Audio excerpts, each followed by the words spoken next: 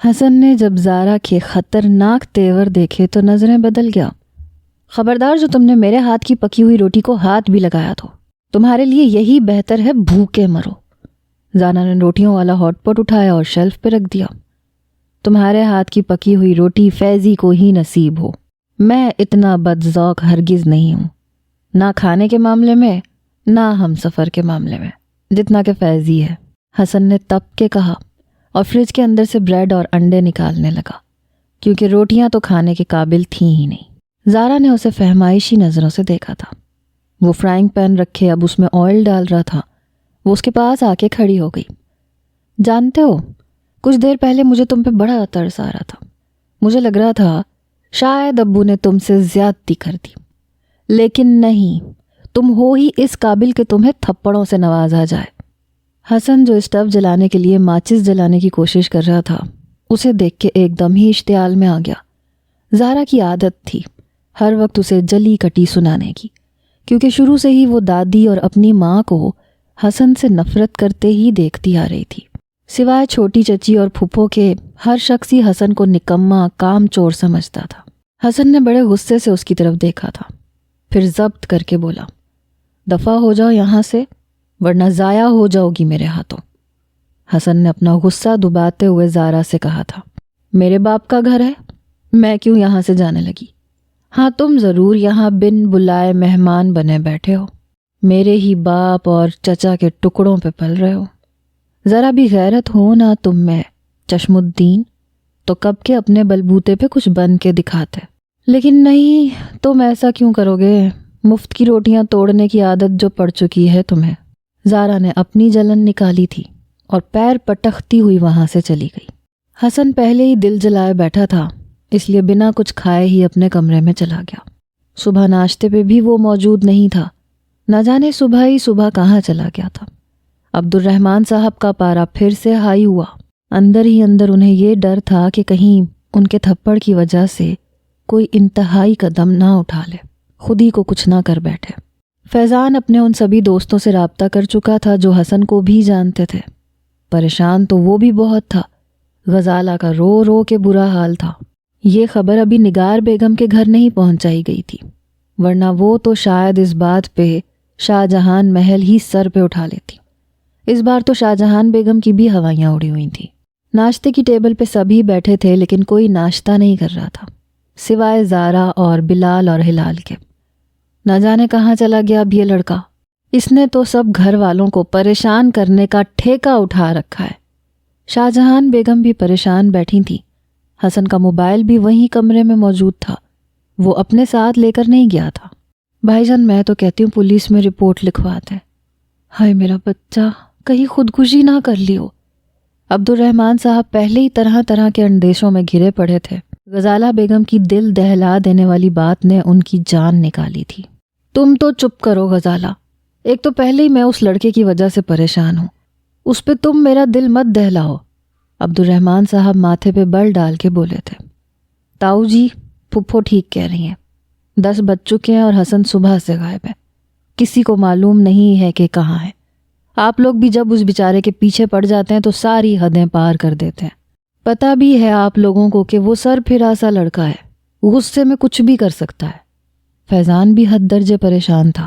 ہاں کر تو وہ کچھ بھی سکتا ہے، لیکن اپنی جان کبھی نہیں لے سکتا۔ زارا نے خالی کپ ٹیبل پہ رکھتے ہوئے کہا، مجھے تو لگتا ہے زارا آپ ہی نے ہی حسن بھائی سے کچھ کہا ہے، کیونکہ جب میں پانی پینے رات کو کچن میں جانے لگی تھی، حسن بھائی کے پاس زارا آپا ہی کھڑی نہ جانے انہیں کیا کہہ رہی تھی۔ وہ تو میں نیند میں تھی اس لیے سن نہیں پائی، اس کے بعد ہی وہ غصے سے اپنے کمرے میں گئے تھے۔ عائشہ نے ساری روداد ایک ہی سانس میں سنا دی۔ عائشہ رات کے وقت پانی پینے کے لیے کچن میں جانے لگی تھی جب زارا حسن سے اپنی جلن نکال کے گئی تھی، اور وہ سب کچھ وہیں چھوڑ کے بھوکا اپنے کمرے میں چلا گیا تھا۔ اب سب کی نظریں زارا کی طرف تھیں۔ زارا، کیا کہا تھا تم نے اسے؟ فیضی نے بڑے سخت لہجے میں اس سے پوچھا۔ فیضان ویسے تو بہت نرم اور دھیمے مزاج کا تھا، لیکن اس وقت بڑے غصے سے زارا سے پوچھ رہا تھا۔ زارا، تمہاری بحث ہوئی تھی حسن سے، کب باز آؤ گی تم؟ عبد الرحمن صاحب نے بھی سختی سے اس سے پوچھا۔ زارا بری طرح سے گھبرائی۔ یک نہ شد دو شد، ارے کم بخت، ایک وہ موا کم ہے ہماری جان ہلکان کرنے کے لیے، جو تو بھی اپنی حرکتوں سے باز نہیں آتی۔ شاہ جہان بیگم تو پہلے ہی موقع کی تلاش میں تھی کہ حسن کی وجہ سے اپنا بڑھتا ہوا غصہ کس پہ نکالیں۔ فیضان زارا کے پاس آ کے اسے گھور کے دیکھنے لگا۔ کچھ پوچھ رہا ہوں تم سے زارا، کیا کہا تھا تم نے اسے؟ کتنی بار تمہیں منع کیا ہے کہ حسن سے بحث مت کیا کرو؟ فیضان کا لہجہ کیا سخت ہوا، زارا کے آنسو ٹپ ٹپ گرنے لگے۔ وہ اٹھ کے روتے ہوئے اپنے کمرے میں چلی گئی۔ عارفہ بیگم سے یہ برداشت نہیں ہو رہا تھا، وہ بھی زارا کے پیچھے چلی گئی۔ وہ بیڈ پہ بیٹھی رو رہی تھی۔ عارفہ بیگم بھی اس کے پاس جا کے بیٹھ گئی۔ تمہیں کیا ضرورت تھی زارا اس بے فضول سے لڑکے سے الجھنے کی؟ تم جانتی بھی ہو فیضی کو ہمدردی کا زیادہ ہی بخار چڑھتا ہے۔ عارفہ بیگم کو نئے سرے سے حسن پہ غصہ آیا تھا۔ امی، وہ میری بنائی ہوئی روٹی کی برائی کر رہا تھا، اور آپ جانتی ہیں کہ میں یہ سب کچھ برداشت نہیں کر سکتی۔ ایک تو ہمارے ٹکڑوں پہ پل رہا ہے، اس پہ مجھے ہی باتیں سنانے والا وہ ہوتا کون ہے؟ زارا تنفر سے بولی تھی۔ تمہارے باپ اور فیضی نے ہی اسے سر پہ چڑھا رکھا ہے، ورنہ معاملہ اگر میرے ہاتھ میں رکھتے تو صحیح اوقات یاد دلاتی اس لڑکے کو۔ عارفہ بیگم کے دل میں بھی حسن کے لیے نفرت کے جذبات کبھی ختم نہیں ہوئے تھے۔ وہی چیز ان تینوں بچوں میں بھی منتقل ہوئی تھی، بس نور ذرا مختلف تھی۔ زارا کو فیضان پہ غصہ آیا تھا، اور فیضی، اس سے تو میں بات تک نہیں کروں گی۔ سب کے سامنے اس نے مجھے ڈانٹا ہے، اور وہ بھی اس اندھے چشماٹو کے لیے۔ زارا سے کہاں برداشت ہو رہا تھا؟ جو فیضان اس کے نخرے اٹھاتا آ رہا تھا اسے ڈانٹ دے، اور وہ بھی حسن کی خاطر۔ امی، مجھے لگتا ہے جیسے یہ حسن شادی کے بعد بھی میری سوتن بن کے میرے سر پہ سوار رہے گا۔ جتنا یہ ہر وقت فیضی کے سامنے مظلوم بنا رہتا ہے، گھننا میسنا کہیں کا۔ جس قدر فیضان حسن کے معاملے میں کسی کی نہیں سنتا تھا، زارا کو اپنے مستقبل کی فکر لاحق ہوئی۔ اسی لیے تم سے کہتی ہوں، عقل کے ناخن لو لڑکی۔ فیضان اس وقت سونے کی چڑیا ہے، ساری فیکٹری اصل میں اسی نے سنبھال رکھی ہے۔ تمہارے بھائی تو سدا کے آرام پرست ہیں، آفس میں بس جھک مارنے جاتے ہیں۔ عارفہ بیگم نے بیٹی کو عقل دینی چاہیے۔ بس ایک بار شادی ہو لینے دے میری فیضی سے، پھر دیکھیں کیسے اسے سیدھا کرتی ہوں۔ حسن کا نام تک لینا بھول جائے گا۔ زارا کا وہی پورا اعتماد لہجہ تھا جس پہ عارفہ بیگم نے ہمیشہ بیٹی کو سراہا تھا، اور وہ اتنی خود سر بن گئی تھی۔ سامنے ریوالونگ سیٹ پہ بیٹھے ارشد ملک نے سامنے بیٹھے نوجوان کی طرف ایک نظر ڈالی، پھر اس کی فائل پکڑ کر دیکھنے لگے۔ تعلیم کے سارے ہی ریکارڈ اچھے تھے۔ چند سوالات اس سے پوچھے جس کا اس نے برجستہ جواب دیا۔ لڑکے، تم ہو تو سمجھدار، لیکن دیکھو صرف ڈگریاں ہی کام نہیں آتی، کچھ کام کا تجربہ بھی ہونا چاہیے۔ سر، میں پچھلے 4 سال سے سپروائزر کے طور پہ کام کر رہا تھا، مجھے کام کا تجربہ ہے۔ آپ ایک بار موقع دیں گے تو آپ کو مایوسی نہیں ہوگی۔ حسن تیسری جگہ انٹرویو دے رہا تھا۔ ایک زیرک سی نظر راشد ملک نے اس نوجوان پہ ڈالی جو اپنے حلیے سے بالکل سادہ سا لگ رہا تھا، دبلا پتلا سا، گندمی رنگت، اور مناسب سے نقوش پہ موٹے عدسوں والا چشمہ لگائے، سائیڈ کی مانگ نکالے۔ وہ آج کل کے فیشنیبل لڑکوں سے قدرے مختلف سا تھا۔ ٹھیک ہے، میں 15 دن دیکھ لیتا ہوں کہ تم کام کو کیسے سر انجام دیتے ہو۔ میری کمپنی بہت بڑی نہیں ہے، اس لیے ابھی میں تمہیں صرف 25,000 کی نوکری پہ ہی رکھ سکتا ہوں۔ راشد ملک نے اس نوجوان کی فائل اس کی طرف بڑھاتے ہوئے کہا۔ جی، مجھے منظور ہے۔ حسن نے انکار نہیں کیا تھا۔ ٹھیک ہے، پھر کل سے جوائن کر لو، راشد ملک نے مسکرا کے کہا۔ حسن کی خوشی کی انتہا نہیں رہی۔ اسے امید نہیں تھی کہ پہلے ہی دن اسے نوکری مل جائے گی۔ وہ دوپہر کو گھر لوٹا تھا۔ اس وقت عبد الرحمن صاحب اور فیضی ہی گھر پہ تھے، باقی سب اپنی فیکٹری جا چکے تھے۔ فیضان اپنے ایک دوست جو کہ پولیس میں تھا اس سے بھی بات کر چکا تھا۔ مین گیٹ کی چابی حسن کے پاس ہوتی تھی۔ وہ جب اندر داخل ہوا تو سب سے پہلے چوکیدار نے ہی اسے دیکھ کے گھر کے اندر کی صورتحال بتا دی۔ وہ خاموشی سے لاؤنج میں داخل ہوا۔ سامنے عبد الرحمن صاحب اور فیضی اسے دیکھ کے اس کی جانب بڑھے۔ کہاں تھے تم حسن؟ فون بھی تمہارا گھر پہ تھا، جانتے ہو کتنے پریشان تھے ہم لوگ؟ فیضان نے بے ساختہ فکر مندی سے پوچھا۔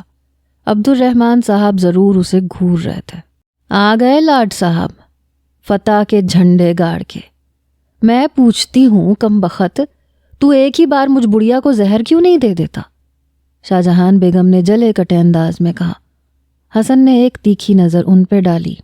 میرے بس میں ہو تو یہ کام سب سے پہلے کروں، کچھ تو سکون ہوگا میری زندگی میں۔ حسن نے زیر لب دل کی کرواہٹ نکالی۔ اے بدبخت، کیا منہ میں منمنا رہا ہے؟ اونچی آواز میں کیوں نہیں بولتا؟ شاہجہان بیگم نے کڑے تیوروں سے کہا۔ حسن نے بلند لہجے میں کہا، نوکری کے لیے انٹرویو دینے گیا تھا، اور میرے لیے آج کے بعد کسی کو بھی پریشان ہونے کی ضرورت نہیں ہے۔ حسن سنجیدگی سے بول رہا تھا۔ نوکری؟ بیک وقت فیضان، عبد الرحمن صاحب اور شاہجہان بیگم کے منہ سے نکلا۔ جی نوکری مل گئی ہے مجھے، کل سے اپنی جاب پہ جاؤں گا۔ حسن یہ اطلاع دے کے اپنے کمرے میں جانے لگا۔ یہیں رکو تم حسن، عبد الرحمن صاحب دھاڑے۔ حسن کی ان کی طرف پشت تھی کیونکہ وہ اپنے کمرے تک پہنچ چکا تھا۔ وہ ان کی پکار پہ رک تو گیا تھا لیکن اس نے پلٹ کر نہیں دیکھا تھا۔ جب اپنی فیکٹری کام کرنے کے لیے موجود ہے تو نوکری کا کیا جواز ہے حسن؟ عبد الرحمن پہلے ہی اس کی وجہ سے پچھلے 3 گھنٹے سے پریشان تھے کہ اس کا کوئی عطا پتہ نہیں تھا، اور اب وہ ایک نئی کہانی سنا رہا تھا۔ حسن نے پلٹ کے ان کی طرف دیکھا۔ اس لیے کہ مجھے اب آپ کے ٹکڑوں پہ نہیں پلنا ماموں، میں محنت کروں گا، مزدوری کروں گا، کچھ بھی کروں گا، لیکن اب آپ کے سامنے اپنی ضروریات کے لیے ہاتھ نہیں پھیلاؤں گا۔ حسن کی بات پہ فیضان اس کے پاس آیا۔ سمجھ گیا تھا کہ یہ زہر کس نے حسن کے سامنے اگلا تھا۔ کس نے کہا ہے کہ تم ہم سب کے ٹکڑوں پہ پل رہے ہو؟ زارا نے کہا ہے تم سے حسن؟ فیضان اچھی طرح جانتا تھا کہ اس قسم کی باتیں وہی کر سکتی ہے۔ جس نے بھی کہا ہے بات تو سچ ہی ہے۔ حسن نے زارا کا نام نہیں لیا تھا۔ زارا سے میں خود بات کر لوں گا، لیکن تم یہ نوکری ووکری چھوڑو اور اپنی فیکٹری پہ توجہ دو، اور اگر تمہیں کسی سے بھی کوئی مسئلہ ہے تو مجھ سے بات کیا کرو۔ ابھی اتنے بڑے نہیں ہوئے ہو تم کہ اپنے فیصلے خود کر سکو۔ عبد الرحمن صاحب کو اپنا لہجہ دھیما کرنا پڑا۔ نہیں ماموں، مجھے نوکری کرنی ہے، ویسے بھی سارے کام تو بلال اور حلال ہی کرتے ہیں۔ حسن کے لہجے میں طنز تھا۔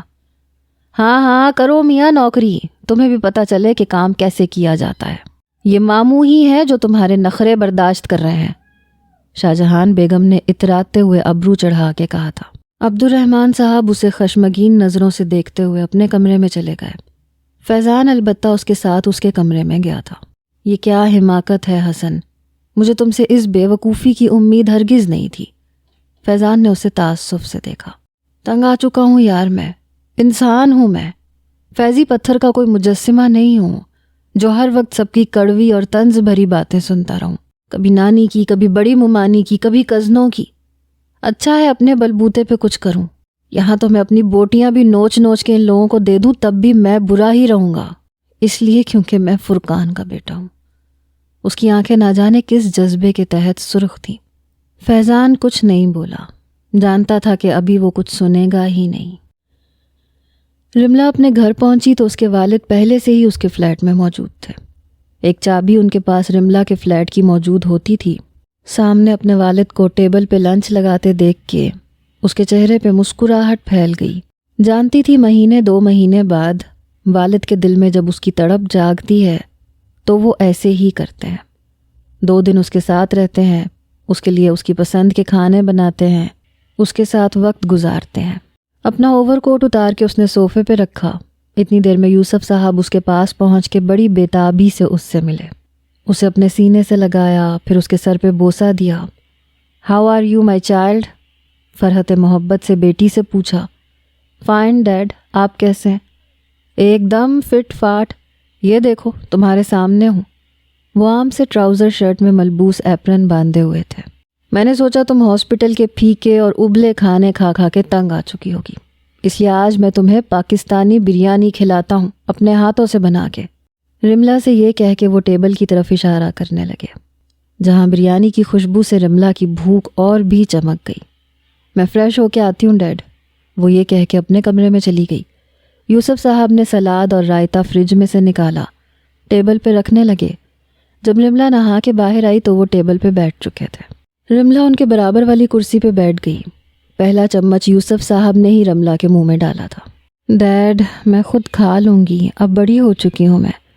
رملا اپنے باپ کو کبھی بھی سمجھ نہیں پائی تھی۔ کبھی تو وہ اسے مہینوں مہینوں فون تک نہیں کرتے تھے، نہ کبھی اپنی خیریت بتاتے تھے، اور نہ ہی کبھی اس کی خیریت دریافت کرتے تھے، اور کبھی یوں اس کا اتنا خیال رکھتے، ایسی اپنائیت دکھاتے جیسے رملا ہی ان کے لیے سب کچھ ہو۔ وہ تو تم روز کھاتی ہو، لیکن آج میرے ہاتھ سے کھاؤ۔ رملا نے بھی پھر انکار نہیں کیا، کیونکہ ماں باپ کے ہوتے ہوئے بھی ان کی محبت اور توجہ اسے کبھی کبھی ہی نصیب ہوتی تھی۔ نہ چاہتے ہوئے بھی وہ اپنے آنسو روک نہیں پاتی تھی۔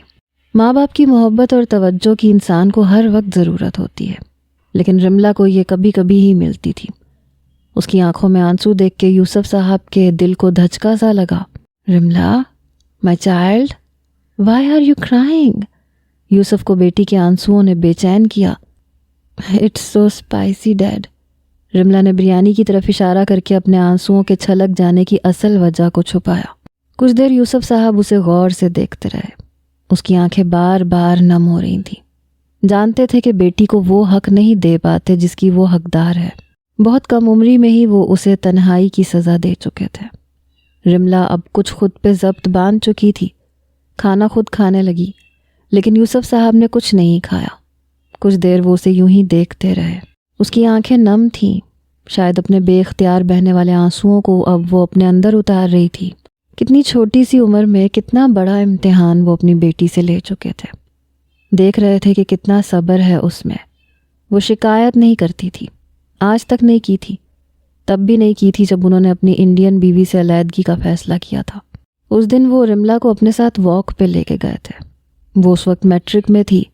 اپنے ماں باپ کے روز روز کے جھگڑوں سے وہ پریشان سی رہنے لگی تھی، خاموش سی ہو کے رہ گئی تھی، ڈپریشن کا شکار ہو چکی تھی۔ لیکن نہ تو کبھی اپنے والد سے لڑائی کی وجہ پوچھتی تھی اور نہ کبھی ماں سے۔ اس دن وہ اسے اپنے ساتھ واک پہ لے گئے، اسے پارک میں لے جا کے ایک بینچ پہ بیٹھ گئے۔ کچھ دیر رملا سے اس کی پڑھائی کے بارے میں پوچھتے رہے، پھر اپنا اصل مدعا بیان کیا۔ رملا، مجھے نہیں لگتا کہ اب میں انیتا کے ساتھ مزید چل سکتا ہوں۔ تم جانتی ہو وہ صرف اپنی ہی بات کو مقدم رکھنے کی عادی ہے۔ یوسف صاحب نے متانت سے اسے سمجھانا چاہا۔ انہیں لگتا تھا کہ رملا اس بات کو سن کے ان سے جھگڑے گی، لیکن وہ چپ تھی۔ پھر وہ کہنے لگے، مجھے انیتا کا کھلے عام اپنے دوستوں سے بے باکانہ انداز سے ملنا جلنا پسند نہیں ہے، اور میرے روکنے اور منع کرنے پہ وہ مجھ سے زبان درازی کرتی ہے۔ میں اب اس سے مزید ریلیشن شپ نہیں نبھا سکتا۔ یوسف کی بات پہ رملا بس ایک نظر انہیں دیکھ کے رہ گئی، پھر پوچھا، what's the reason for all this dad? Ramla نے پہلی بار سوال کیا تھا۔ It is obvious. Our religions are different and our values are different. یوسف صاحب کے جواب پہ رملا نے تلخ لہجے سے کہا، Didn't you think of this when you got married, Dad? Ramla کی بات پہ وہ خاموش ہو گئے۔ یہ بات انہوں نے واقعی نہیں سوچی تھی۔ رملا نے مزید کچھ نہیں کہا تھا، اٹھ کے کھڑی ہو کے تیز قدموں سے پارک کے بیرونی گیٹ کی جانب بڑھنے لگی۔ اس کے بعد سے رملا نے چپ سادھ لی۔ ڈیورس کے بعد اسے ہاسٹل میں داخل کروا دیا گیا، تب بھی اس نے کچھ نہیں کہا، بس اپنی ماں کے گلے لگ کے بہت روئی تھی۔ یوسف صاحب ہر ماہ اسے ہاسٹل ملنے جاتے تھے، لیکن رملا بالکل بے تاثر سی ہوتی تھی۔ وہ اسے پیسے دیتے بھی تھے تو وہ منع کر دیتی تھی کہ اسے ضرورت نہیں ہے۔ یوسف صاحب نے دوبارہ شادی نہیں کی تھی، لیکن شراب پینے لگے تھے، زیادہ تر وقت بار میں گزار دیتے یا پھر دوستوں کی محفلوں میں۔ مرد جب بھی عورت کی محبت میں بے وفائی پاتا ہے تو زیادہ تر شراب کا ہی سہارا لیتا ہے۔ آج بھی رملا ویسی ہی تھی، بے تاثر سی، آنکھوں میں نمی لیے، بنا کوئی شکایت کیے وہ پل اچھے گزارنے کی کوشش کر رہی تھی جو اسے ماں باپ کے سنگ گزارنے کو ملتے تھے۔ یوسف صاحب کو اپنی طرف اس طرح سے دیکھتے ہوئے دیکھ کر ابرو اچکانے لگی، جیسے پوچھ رہی ہو کہ وہ ایسے کیوں دیکھ رہے ہیں۔ یوسف صاحب نے گہری ٹھنڈی سانس لی، نفی میں سر ہلانے لگے، پھر اپنی پلیٹ کی طرف متوجہ ہو گئے۔ رات تک زارا وقفے وقفے سے روتی رہی۔ فیضان نے آج تک اس سے اس لہجے میں بات نہیں کی تھی اور اسے سب کے سامنے ڈانٹ دیا تھا۔ رات کو بھی وہ بیٹھی ٹسوے بہا رہی تھی۔ رمشا اور رشنا دونوں اسے تسلی دے رہی تھیں کہ اتنی بھی بڑی بات نہیں ہوئی کہ وہ مسلسل روئے جا رہی ہے۔ تمہیں اگر تمہارا محبوب یوں سب کے سامنے ڈانٹ دے اور وہ بھی تمہارے جانی دشمن کی وجہ سے تو کیسا محسوس ہوتا ہے؟ سامنے رکھے ٹیشو باکس میں سے اس نے ایک اور ٹیشو نکالا اور اپنی آنکھیں اور ناک پونچھنے لگی جو رو رو کے سرخ ہو چکا تھا۔ نور اس کے لیے دودھ کا گلاس لے کے آئی تھی کیونکہ اس نے ناشتے کے بعد سے کچھ نہیں کھایا تھا۔ اپیا پلیز یہ دودھ پی لیں، آپ نے کھانا بھی نہیں کھایا، نور نے لجاجت سے کہا تھا۔ مجھے کچھ نہیں کھانا، سمجھی؟ زارا نے سختی سے کہا۔ فیضان کسی کام سے ان کے کمرے میں آیا تھا۔ زارا کو روتا دیکھ کے پریشان ہو گیا۔ یہ تم کیوں رو رہی ہو زارا؟ فیضان کے سوال پہ زارا نے اسے کینہ توز نظروں سے دیکھا، یعنی اسے احساس تک نہیں تھا کہ اس نے زارا سے بات کیسے کی ہے۔ مجھے تم سے بات نہیں کرنی، جاؤ یہاں سے، وہ جلے ہوئے لہجے سے بولی۔ فیضان کو اب اس کے رونے کی وجہ سمجھ میں آئی۔ اس نے گہری سانس لی، جانتا تھا کہ محترمہ ذرا سا بھی غصہ برداشت نہیں کر سکتی، اس لیے اسے منانا بھی تو تھا۔ وہ اس کے پاس آیا، اس کا ہاتھ پکڑا، اسے اپنے کمرے میں لے جانے لگا۔ بہنوں کے سامنے تو منگیتر کی منتیں کر کے جورو کا غلام کہلوانا اسے بھی پسند نہیں تھا۔ چلو تمہارا دماغ میں درست کرتا ہوں۔ بہنوں کے سامنے جھوٹا بھرم ڈالے وہ اسے اپنے کمرے میں لے جانے لگا۔ ہاتھ چھوڑو میرا فیضی، مجھے تم سے بات ہی نہیں کرنی، زارا نہ روٹھے لہجے میں کہہ رہی تھی۔ اس نوجوان کو اس فلاحی ادارے میں آئے ہوئے ایک دن ہی ہوا تھا کہ اس کی اپنے برابر والے شخص سے بحث ہو گئی۔ اس وقت وہ بچکانہ پن کے دورے میں تھا، اس لیے برابر والے کے ساتھ بحث کر رہا تھا۔ اس کے برابر میں بیڈ پہ بیٹھا شخص ایک چاکلیٹ کھا رہا تھا۔ اس کی عمر 40 کے لگ بھگ تھی۔ یہ دیکھ کے اس نوجوان کے اندر چھپا بچہ بھی چاکلیٹ دیکھ کے دل للچا رہا تھا۔ اس شخص نے نوجوان کی طرف دیکھا جو خود بھی 30 کے لگ بھگ تھا۔ اپنے لیے انکل سن کے اس شخص کے ماتھے پہ تیوری چڑھی۔ وہ ایک انڈین شخص تھا۔ یہ انکل کسے کہا تم نے؟ میں تمہیں انکل دکھتا ہوں؟ وہ سخت لہجے سے بولا۔ آپ کو اور کیا کہوں، آپ مجھ سے اتنے بڑے ہیں، میری امی کہتی ہیں بڑوں کو انکل کہا کرو۔ سنو انکل، مجھے بھی تھوڑی سی چاکلیٹ دو، وہ بڑی معصومیت سے کہہ رہا تھا۔ وہ شخص اسے غور سے دیکھنے لگا کہ کل سے تو یہ نوجوان بالکل تمیز سے رہ رہا تھا، ہلکا پھلکا ان کے بیچ میں تعارف بھی ہو چکا تھا، اس لیے وہ شخص اس کی اس قسم کی حرکت پہ کچھ تذبذب میں بھی آیا تھا، کیونکہ کل وہ بڑی سنجیدگی سے بات کر رہا تھا اور آج اس سے بالکل برعکس حلیے میں تھا۔ اسے لگا وہ نوجوان ڈرامہ کر رہا ہے۔ آئے ہے، پیچھے ہٹو، اتنے بڑے ہو کے کیا ڈرامے بازی کر رہے ہو؟ وہ پیچھے ہٹ گیا اور اپنی باقی کی چاکلیٹ کھانے لگا۔ اس نوجوان کو غصہ آنے لگا۔ وہ اٹھا اور اس شخص سے چاکلیٹ چھیننے لگا۔ اس شخص نے بھی اسے چاکلیٹ دینے کے بجائے اسے دھکا دیا۔ وہ جیسے ہی گرا، اس کا سر زمین پہ لگا۔ اس کے زخم ابھی بالکل ٹھیک نہیں ہوئے تھے، اس لیے اس کے سر میں درد سا اٹھنے لگا۔ وہ غصے سے اٹھا اور اندھا دھند اسے مارنے لگا۔ وہاں کے اسٹاف نے بمشکل اسے پیچھے کیا۔ وہ شخص بھی زخمی ہو چکا تھا اور وہ لڑکا پسینے سے شرابور تھا۔ پھر اپنا سر پکڑ کے دبانے لگا۔ اس کے سر میں اب تیز کرنٹ کی مانند درد کی لہریں اٹھنے لگی تھیں۔ وہ چلانے لگا۔ وہاں کا ہیڈ اس لڑکے کے رویے اور تکلیف سے پریشان سا ہو گیا۔ وہ اس کے کیس کی فائل تو پڑھ چکا تھا، لیکن اسے یہ معلوم نہیں تھا کہ وہ اپنے بچکانہ پن میں اس حد تک بھی چلا جائے گا۔ جب درد نے شدت اختیار کی تو اسے اسی ہاسپٹل میں لے جایا گیا۔ ڈاکٹر رملا نے ہی اسے انجیکشن لگائے۔ کچھ ہی دیر میں وہ بے ہوش ہو چکا تھا۔ جو کمپلین اس کی وہاں سے آئی تھی، وہ لوگ اسے اب اپنے پاس رکھنے کو تیار نہیں تھے۔ ڈاکٹر جیکسن کا کہنا تھا کہ اسے مینٹل ہاسپٹل میں داخل کروا دیا جائے۔ But doctor, this person is not crazy, doctor Ramla نے ڈاکٹر جیکسن کو سمجھانا چاہا۔ Doctor Ramla, this is not even normal, we are no longer responsible for this person, we do not know whether his memory will ever return. Doctor Jackson برہم ہوئے تھے، وہ اس نوجوان کو رکھنا ہی نہیں چاہتے تھے۔ Okay doctor Jackson, I will take him home, I hope he gets recovered very soon. Ramla نے بنا سوچے ایک دم ہی فیصلہ کر لیا۔ ڈاکٹر جیکسن کو بھلا اس بات سے کیا فرق پڑتا تھا، وہ تو بس اسے اپنے ہاسپٹل میں رکھنا نہیں چاہتے تھے۔ جب اس نوجوان کو ہوش آیا تو وہ خود کو ہاسپٹل میں دیکھ کے حیران تھا، کیونکہ پچھلی ہر بات وہ بھول چکا تھا۔ سامنے نرس کو دیکھ کے پوچھنے لگا کہ وہ یہاں کیسے پہنچا۔ نرس نے جب اسے اس کی جانے والی حرکت سے آگاہ کیا تو اس بات پہ وہ اپنی بیماری سے عاجز آیا، جی چاہتا تھا خود ہی کو ختم کر ڈالے۔ سامنے کمرے کے دروازے سے ڈاکٹر رملا کو داخل ہوتے دیکھ کے خفت سے نظریں چرا گیا، کیونکہ غلطی اسی کی تھی۔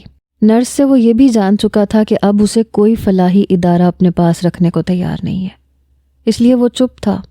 نہ اپنا ماضی یاد تھا، نہ مستقبل کا کچھ پتہ تھا، اور حال جو تھا وہ ایک مسلسل ذہنی اذیت میں تھا۔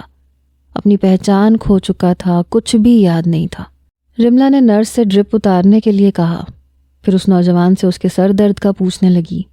اس نے بے رخی سے ہی جواب دیا، کیونکہ اس وقت وہ خود ہی سے عاجز آ چکا تھا۔ میں ٹھیک ہوں۔ یہ تو اچھی بات ہے کہ آپ ہاسپٹل سے ڈسچارج ہو چکے ہیں مسٹر، اس لیے چلیے میرے ساتھ۔ رملا کی ڈیوٹی بھی ختم ہو چکی تھی۔ کہاں جاؤں؟ ہر راہ تو بند ہو چکی ہے میرے لیے، اس نوجوان نے کوفت بھرے لہجے سے کہا۔ آپ کو میں جہاں لے کر جا رہی ہوں وہاں سے آپ کو کوئی بھی نہیں نکالے گا۔ رملا کی بات پہ وہ متعجب ہوا تھا، لیکن بولا کچھ نہیں۔ اس وقت تو وہ خود سے بھی اور اس شہر سے بھی بالکل انجان سا تھا، جیسے یہاں سے کبھی واقف ہی نہ ہو۔ کسی کا سہارا فی الحال اس نوجوان کی مجبوری تھی، اس لیے رملا کے ساتھ اس کے فلیٹ میں چلا گیا۔ فلیٹ میں 2 کمرے تھے۔ ایک لاؤنج میں ایک چھوٹا سا گول شیشے کا ٹیبل تھا، جہاں 4 کرسیاں اس ٹیبل کے اطراف میں رکھی ہوئی تھیں۔ سامنے دیوار گیر لکڑی کے باکسز بنے ہوئے تھے، جس میں ایک مورتی ماتھے پہ سندور لگائے، ہاتھ میں ایک تلوار پکڑے بنی ہوئی رکھی تھی۔ اس کے اطراف میں اگربتی کا اسٹینڈ تھا، جو فی الحال خالی تھا۔ رملا جس ماحول میں رہتی تھی، اس کی والدہ جب بھی اس کے پاس آتی تھیں تو ایسی بہت سی چیزیں خود ہی اس کے گھر میں سجا کے چلی جاتی تھیں۔ پوجا کرنے کا طریقہ بھی اسے بتا چکی تھیں، لیکن رملا پراپر طور پہ ایسا کچھ کرتی نہیں تھی۔ اس نے کبھی بھی کسی بھی ریلیجن کے بارے میں سنجیدگی سے نہیں سوچا تھا۔ اس کے نزدیک بس آنیسٹی زیادہ اہم تھی جو وہ اپنے پیشے کے ساتھ کر رہی تھی۔ رملا نے اس نوجوان کو ایک کمرے کی طرف اشارہ کیا۔ تم یہاں رہو گے، اوکے؟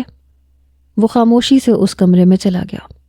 رملا نے کھانا گرم کیا، تب تک وہ بھی ہاتھ منہ دھو کے واپس آ گیا تھا۔ کھانا تیکھے مرچ مسالے والا تھا، اس لیے نوجوان نے خوب سیر ہو کے کھانا کھایا۔ رملا بس اسے کھانا کھاتے دیکھ رہی تھی۔ اس نوجوان کی نظر جب اس پہ پڑی تو رملا کو خود کی طرف متوجہ پا کے وہ سنبھل کے بیٹھ گیا۔ ایکچولی بہت ٹائم کے بعد من پسند کھانا ملا ہے، مجھے تیکھے کھانے پسند ہیں۔ سلاد میں سے ہری مرچ اٹھا کے اس نے اپنے دانتوں سے چبا کے کھاتے ہوئے کہا۔ تو پھر ہاتھ کیوں روک لیا؟ کھانا پیٹ بھر کے کھاؤ، رملا نے اسے تکلف برتتے ہوئے دیکھ کے کہا۔ بھوک تو اس نوجوان کو ابھی بھی لگی ہوئی تھی، لیکن لحاظ میں پیچھے ہٹ گیا تھا۔ لیکن جب رملا نے کہا تو اس کا کچھ حوصلہ کھلا۔ اس نوجوان نے دوبارہ سے چکن کا سالن پلیٹ میں ڈالا اور کھانا کھانے لگا۔ سنو، میں تمہارا نام تو نہیں جانتی، کیا کہہ کے پکارا کروں تمہیں؟ اب جب ہم نے ایک ہی گھر میں رہنا ہے تو کوئی نام تو ہونا چاہیے تمہارا، رملا نے اس نوجوان سے پوچھا۔ اس نے ایک گہری سانس بھری۔ یہ سوال تو میں بھی خود سے پوچھتا ہوں کہ کون ہوں میں، میرا نام کیا ہے، لیکن کچھ بھی جواب نہیں ملتا۔ بڑی عجیب سی کیفیت ہوتی ہے انسان کی اس وقت جب اسے اپنا ماضی بالکل بھی یاد نہیں رہتا۔ وہ کون ہے، کیا ہے، انسان کی اصل پہچان اس کے لیے بہت معنی رکھتی ہے۔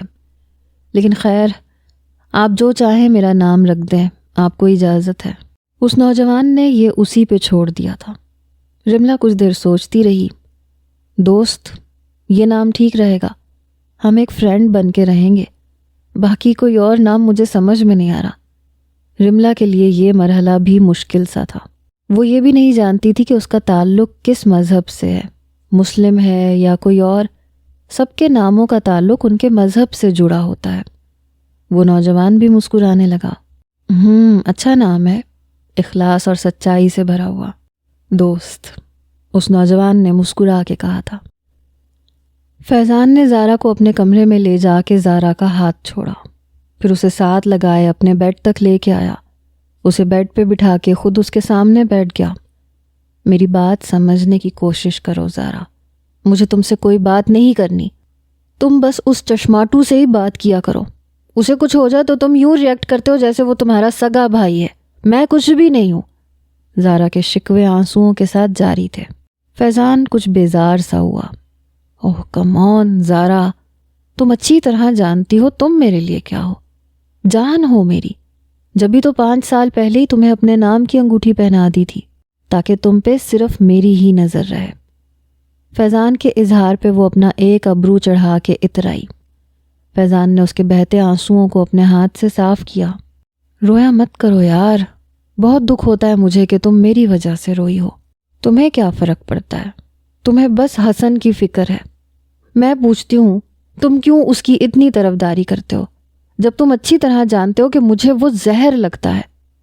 زارا آج تک یہ بات سمجھ نہیں پائی تھی کہ فیضان حسن کے معاملے میں کسی کی کیوں نہیں سنتا. اس لیے کیونکہ تم حسن کو ٹھیک سے جانتی نہیں ہو. جس دن جان جاؤ گی تمہارا سارا اختلاف ختم ہو جائے گا. میں جانتا ہوں کہ حسن کیا ہے. فیضان اسے بہت نرمی سے سمجھا رہا تھا.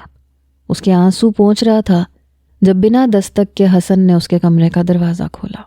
فیضان کے کمرے میں وہ یوں ہی بے تکلفانہ انداز سے داخل ہو جاتا تھا کیونکہ اس گھر میں ایک وہی اس کا ہمدرد تھا. لیکن سامنے بیڈ پہ فیضان کو زارا کے ساتھ بیٹھے دیکھ کے وہ دوبارہ سے دروازہ بند کرنے لگا تھا. ارے آؤ نا حسن، واپس کیوں جا رہے ہو، اندر آؤ. فیضان نے اسے وہیں سے پلٹتے دیکھ کے کہا. نہیں ابھی نہیں آؤں گا، مجھے معلوم ہوتا تم اکیلے کمرے میں نہیں ہو تو کبھی بھی نہیں آتا. تم سے بس یہ کہنا تھا کہ تمہارا کام ہو گیا ہے، میرے کمرے میں آ کے ڈرائنگ کے پیپر لے جانا. یہ کہہ کے حسن وہیں سے پلٹ گیا. فیضان فوراً سے کھڑا ہو گیا. یہ کس چیز کی بات کر رہا تھا؟ زارا نے فیضان سے پوچھا. کچھ نہیں، بس ایسے بزنس کی کچھ بات ہے. لیکن پلیز زارا، حسن سے الجھا مت کرو، بہت کام کا انسان ہے وہ. یہ کہہ کے فیضان اپنے کمرے سے باہر نکل گیا.